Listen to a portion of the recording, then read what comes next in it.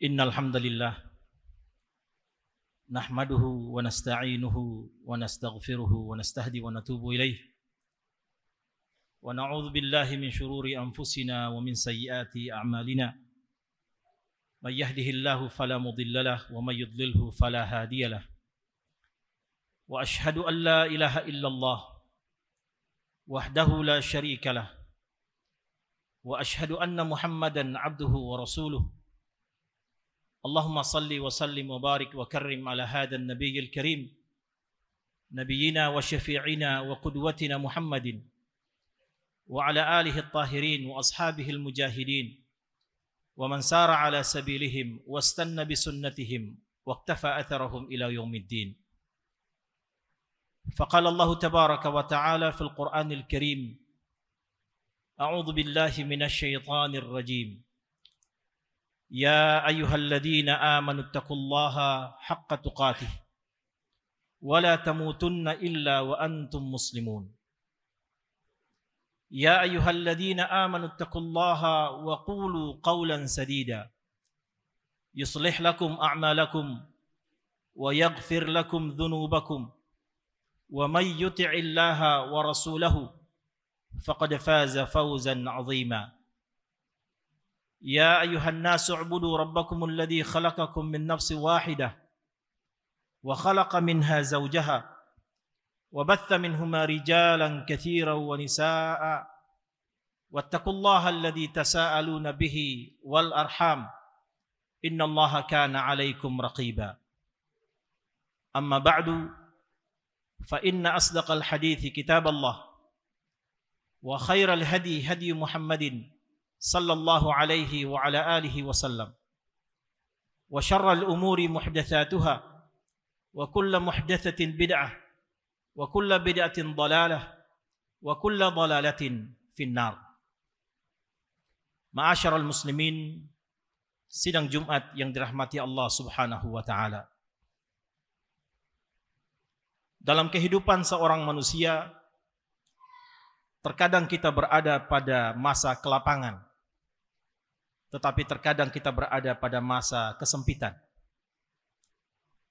Dalam kehidupan seorang manusia, terkadang kita mendapatkan nikmat yang membuat kita nyaman, tetapi pada sisi yang lain, terkadang kita mendapati ujian-ujian dan cobaan dari Allah Subhanahu wa taala. Itulah fitrah dan naluri seorang manusia. Hal yang mesti dilakoni dan dirasakan oleh setiap hamba yang bernama manusia. Akan selalu berada pada dua sisi kehidupan, kelapangan dan kesempitan, kenikmatan dan ujian dari Allah Subhanahu wa taala. Tidak ada satu orang pun manusia yang melewati masa itu. Siapapun dia, bahkan para nabi dan para rasul, orang-orang yang dekat dengan Allah Subhanahu wa taala, mereka merasakan dua kehidupan yang sama, kenikmatan dan ujian dari Allah Subhanahu wa taala. Semakin tinggi derajat keimanannya, semakin dekat dia dengan Allah Subhanahu wa taala, maka ujian kehidupannya akan jauh lebih berat dari sebelumnya. Hari ini jamaah sekalian, sebagian di antara jamaah adalah para mahasiswa yang baru saja menyelesaikan ujiannya. Tentu setiap level berbeda tingkat kesulitan dari ujian itu. Dilihat dari tingkat atau level mana kita berada. Semakin tinggi level kita, maka akan semakin sulit soal dari ujian itu. Ada di antara kita yang mampu melewatinya dengan mulus tanpa hambatan. Tetapi ada di antara kita yang membutuhkan perjuangan yang luar biasa. Dan hanya orang-orang yang berani saja, berani menjalani kehidupan, mereka akan melalui itu semua, susah ataukah senang. Hadirin sidang Jumat yang dirahmati Allah Subhanahu wa taala. Keteguhan iman dan kepercayaan kepada Allah Subhanahu wa taala sering diuji dengan berbagai ujian-ujian kehidupan itu. Kalau kita membuka lembaran-lembaran Al-Quran, maka akan kita dapati betapa Allah Subhanahu wa Ta'ala memberikan contoh kepada kita tentang orang-orang yang berhasil melalui ujian-ujian dan cobaan dalam kehidupan mereka. Salah satu di antaranya, jamaah sekalian, ada kisah yang disebutkan oleh Allah Subhanahu wa Ta'ala menceritakan tentang pemuda-pemuda yang telah memberikan keteladanan kepada kita, memberikan teladan tentang keberanian, teladan tentang keteguhan hati, dan teladan dalam mengharapkan keridhaan Allah Subhanahu wa Ta'ala. Mereka lah yang kita kenal dengan Ashabul Kahfi, pemuda-pemuda yang mendiamkan diri mereka, berkhalwat kepada Allah Subhanahu wa Ta'ala dengan penuh keberanian dan pengharapan untuk mendapatkan keridhaan Allah Subhanahu wa Ta'ala, menempuh ujian-ujian dalam kehidupan mereka. Tetapi perhatikan bagaimana Allah Subhanahu wa Ta'ala menceritakan tentang mereka. Allah berfirman di dalam Al-Quran, "Idh awal fityatu ilal kahfi faqalu rabbana atina min ladunka rahmatan wa hayyi' lana min amrina rasyada." Ingatlah, kata Allah, ketika pemuda-pemuda itu berlindung ke dalam gua, lalu mereka berdoa kepada Allah Subhanahu wa Ta'ala, "Rabbana atina min ladunka rahmah." Ya Allah, berikanlah kepada kami rahmat dari sisimu. Wa hayyi' lana min amrina rasyada, dan sempurnakan petunjuk yang lurus bagi kami dalam urusan kami. Jamaah sekalian sidang Jumat yang dirahmati Allah, perhatikan di dalam ayat ini. Ada sekelompok pemuda yang beriman harus menghadapi ancaman besar atas keimanan mereka. Mereka harus menghadapi seorang raja yang zalim. Mereka memilih untuk meninggalkan dunia yang penuh dengan kebatilan dan penganiayaan terhadap agama Allah Subhanahu wa Ta'ala. Kemudian berlindung di dalam sebuah goa. Di dalam kesunyian goa tersebut, mereka tidak hanya berdiam diri, tetapi mereka berserah diri sepenuhnya kepada Allah Subhanahu wa Ta'ala melalui untayan-untayan doa mereka. Tidak cukup sampai di situ, jamaah sekalian. Mereka kemudian bermohon kepada Allah untuk diberikan rahmat dan petunjuknya sebagai bentuk keteguhan iman dalam menghadapi ketidakpastian dalam kehidupan mereka. Doa yang diucapkan oleh pemuda-pemuda Ashabul Kahfi ini, kalimat yang begitu agung, Rabbana atina min ladunka rahmatan wa hayyi' lana min amrina rasyada. Kalimat ini menunjukkan dua hal penting yang bisa kita jadikan sebagai pedoman dalam menghadapi ujian kita dalam hidup ini. Yang pertama, jamaah sekalian, permohonan untuk mendapatkan rahmat Allah Subhanahu wa Ta'ala. Dan yang kedua, permohonan agar senantiasa diberikan petunjuk meniti jalan yang lurus dalam kehidupan kita. Yang pertama, hadirin sekalian, adalah memohon rahmat Allah Subhanahu wa Ta'ala. Para pemuda Al-Kahfi ini mengawali doa mereka dengan permohonan rahmat. Rabbana atina min ladunka rahmatan. Ya Allah, berikanlah kepada kami rahmat dari sisimu. Jamaah sidang Jumat yang dirahmati Allah, rahmat Allah Subhanahu wa Ta'ala adalah hal yang paling penting kita butuhkan dalam suasana hidup yang genting. Rahmat Allah Subhanahu wa Ta'ala adalah hal yang paling dibutuhkan oleh orang-orang yang beriman dalam menjalani kehidupan mereka. Mereka sadar bahwa hanya dengan rahmatnya mereka bisa mendapatkan perlindungan dan pertolongan dari ancaman yang mereka hadapi. Hanya dengan rahmat Allah Subhanahu wa Ta'ala mereka bisa menjaga diri mereka, menjadikan rahmat itu sebagai perlindungan fisik, dan sekaligus menjadikan rahmat itu sebagai perlindungan dalam ketenangan hati. Perlindungan dalam memunculkan jiwa keberanian. perlindungan untuk memunculkan kekuatan iman untuk terus berpegang teguh di atas jalan-jalan kebenaran. Rasulullah sallallahu alaihi wasallam bersabda, "Ad-du'a huwal ibadah." Doa itu adalah inti suatu ibadah. Maka hendaklah dalam setiap langkah dan usaha kita, doa jangan sampai terlupakan. Doa harus selalu menjadi prioritas utama, sebagaimana yang dilakukan oleh pemuda-pemuda Al-Kahfi. Sehingga ketika mereka berikhtiar melarikan diri dari mara bahaya, pada saat yang bersamaan mereka mengokohkan diri dengan memohon pertolongan kepada Allah Subhanahu wa taala melalui doa-doa yang tulus mereka panjatkan kepada Allah Subhanahu wa taala. Sama dengan kita hadirin sekalian. Kita sudah belajar. Semua yang diinginkan telah kita pelajari. Kita telah diberikan dalil dengan begitu banyak muqarrar.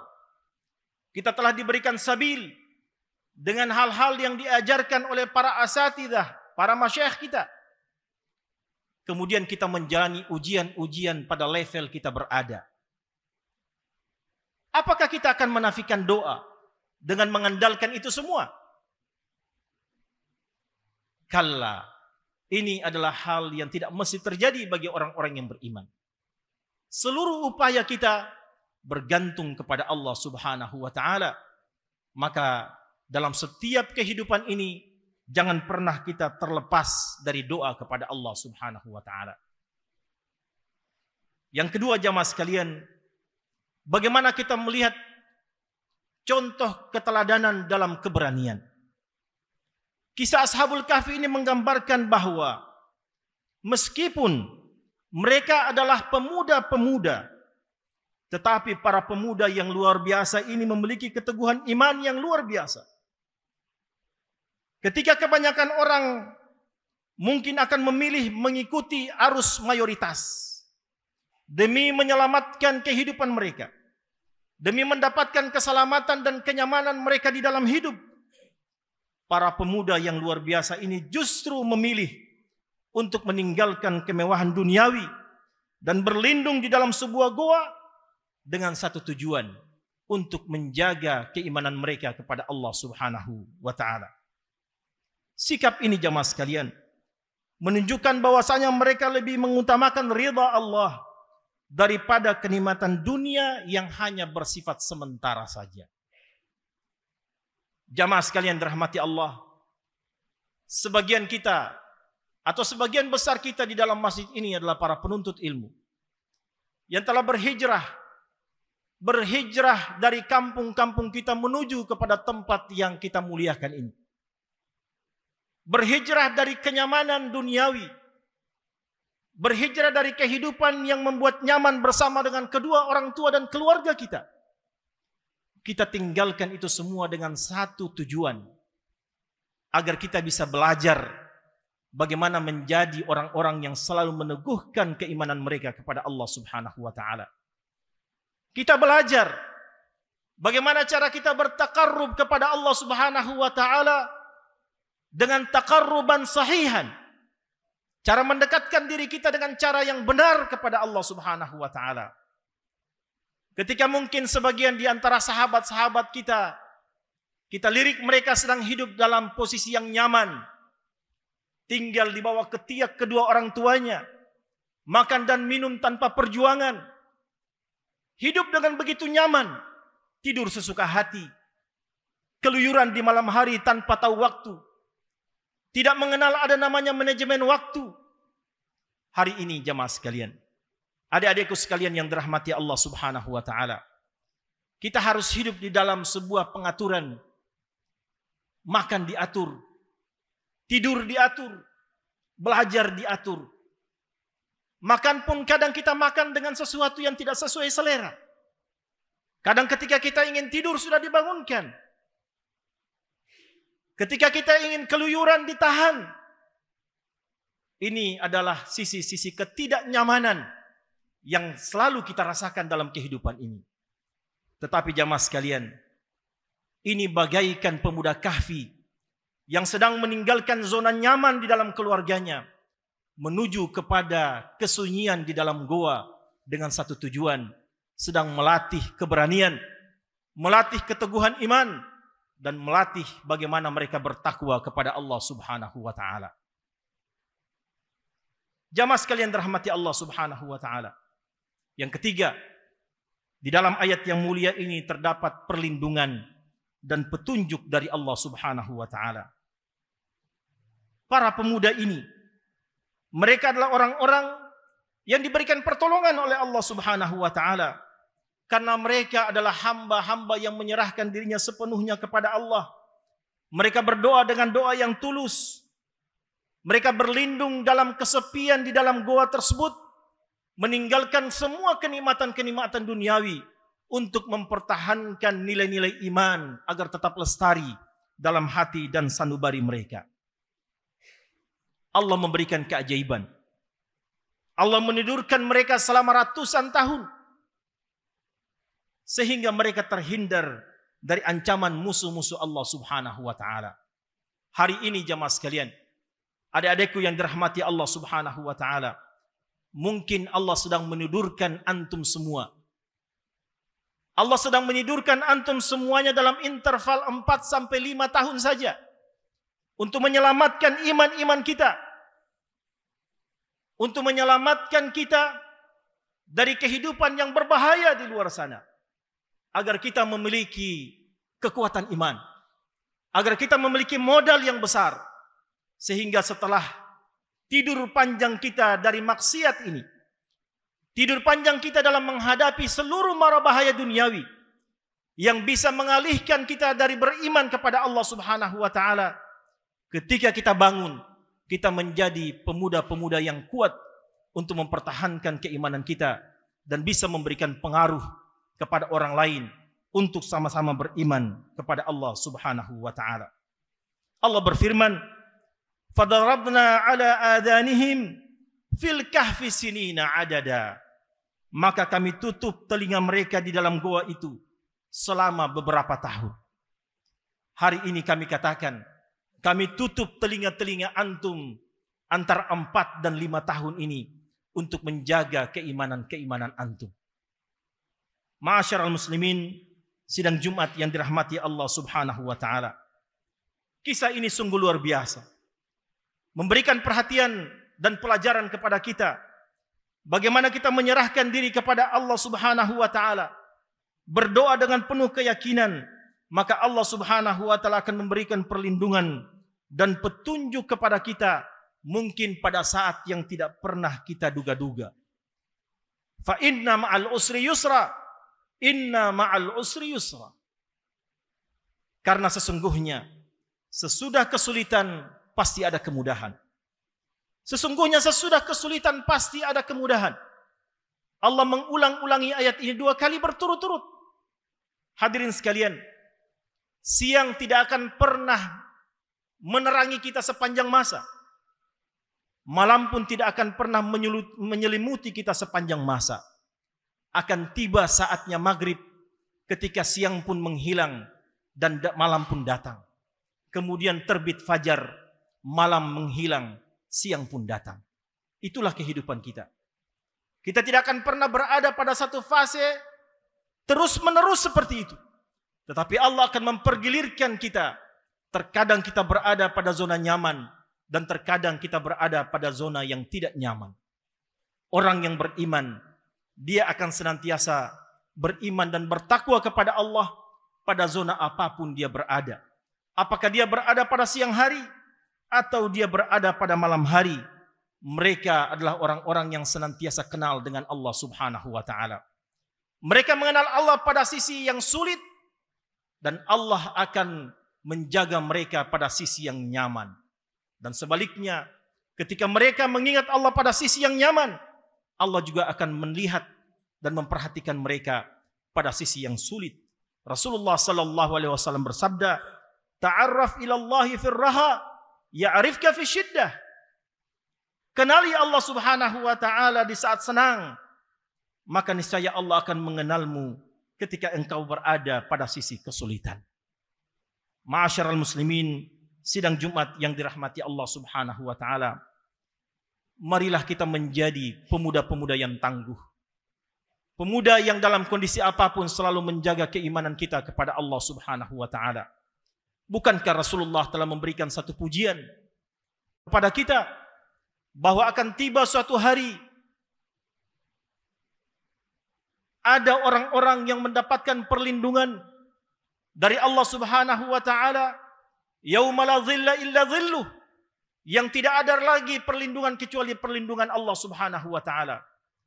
Salah satu di antara mereka jamaah sekalian, syabun nasya'a fi ibadatillah. Pemuda-pemuda yang menghabiskan kehidupan mereka untuk senantiasa beribadah kepada Allah Subhanahu wa taala. Kita semua adalah pemuda. Maka marilah kita habiskan masa muda kita ini untuk bersusah-susah dalam beribadah kepada Allah Subhanahu wa taala. Kita kenali Allah pada saat yang sulit, dan insya Allah Allah akan mengenali kita ketika kita dalam kondisi nyaman. Dan kita kenali Allah Subhanahu wa taala pada kondisi yang nyaman. Insya Allah ketika kita berada dalam kesulitan, Allah selalu dekat bersama dengan kita. Aqulu qawli hada wa astaghfirullah li wa lakum wa lisairil muslimina wal muslimat fastaghfiruhu innahu huwas samiul alim.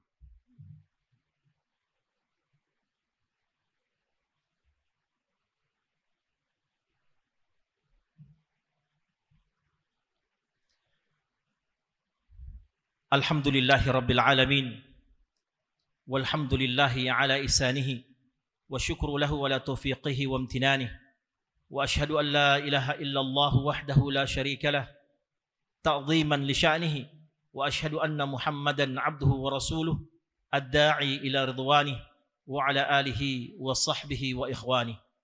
Faqala Allah tabaraka wa ta'ala fil Qur'anil Karim wa huwa asdaqul qailin, a'udzu billahi minasy syaithanir rajim. يا أيها الذين آمنوا اتقوا الله حق تقاته ولا تموتن إلا وأنتم مسلمون. وقال إن الله وملائكته يصلون على النبي يا أيها الذين آمنوا صلوا عليه وسلموا تسليما. اللهم صل على محمد وعلى آل محمد كما صليت على إبراهيم وعلى آل إبراهيم إنك حميد مجيد. وبارك على محمد وعلى آل محمد كما باركت على إبراهيم وعلى آل إبراهيم إنك حميد مجيد. اللهم اغفر للمسلمين والمسلمات والمؤمنين والمؤمنات الأحياء منهم والأموات إنك سميع قريب مجيب الدعوات ويا قاضي الحاجات برحمتك يا أرحم الراحمين. اللهم أرنا الحق حقا وارزقنا اتباعه وأرنا الباطل باطلا وارزقنا اجتنابه. ربنا لا تزغ قلوبنا بعد إذ هديتنا وهب لنا من لدنك رحمة إنك أنت الوهاب. ربنا هب لنا من أزواجنا وذريتنا قرة أعين واجعلنا للمتقين إماما. ربنا ظلمنا أنفسنا وإن لم تغفر لنا وترحمنا لنكونن من الخاسرين. ربنا تقبل منا إنك أنت السميع العليم وتب علينا إنك أنت التواب الرحيم واغفر لنا إنك أنت الغفور الرحيم. ربنا آتنا في الدنيا حسنة وفي الآخرة حسنة وقنا عذاب النار. سبحان ربك رب العزة أما يصفون وسلام على المرسلين والحمد لله رب العالمين.